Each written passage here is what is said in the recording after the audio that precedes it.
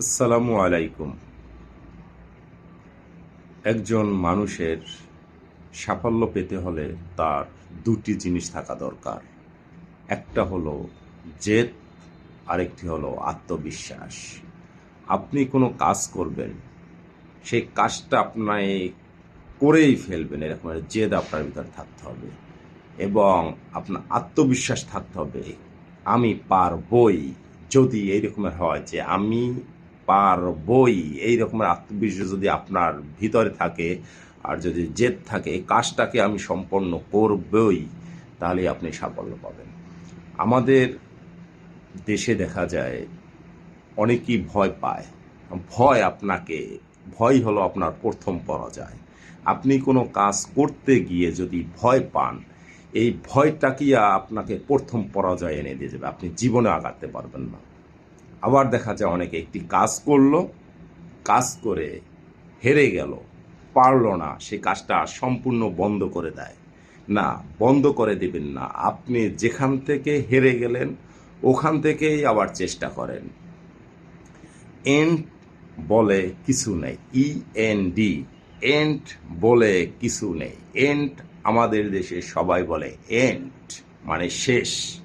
না, এন্ড মানে শেষ না।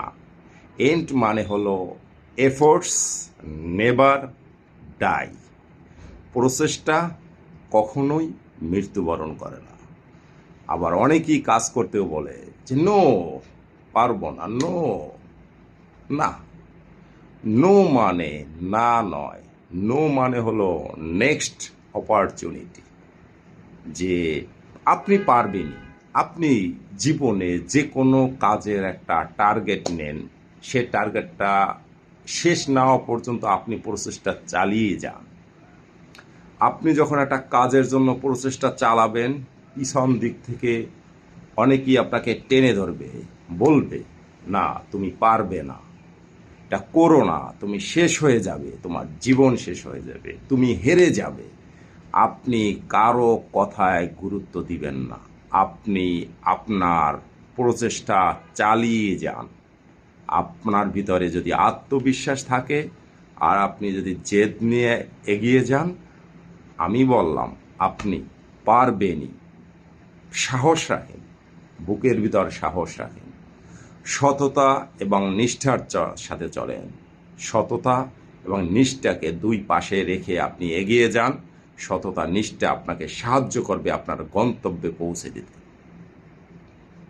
আবারও বলছি, কোনো কাজে এন্ডস বলে কিচ্ছু নেই। END, efforts never die. প্রচেষ্টা কখনোই মৃত্যুবরণ করে না। আর নো, এটা মানে না নয়। নো হলো নেক্সট অপরচুনিটি। আপনি যেখানেই পড়ে যাবেন ওখান থেকে উঠে দাঁড়ান। প্রচেষ্টা হলো 95%, আর 5% ভাগ্য। আপনি আগেই ভাগ্যের উপর ছেড়ে দিয়েন না, আপনি 95% প্রচেষ্টাটা চালান, দেখবেন সাফল্য আপনার দুয়ারে আসবেই।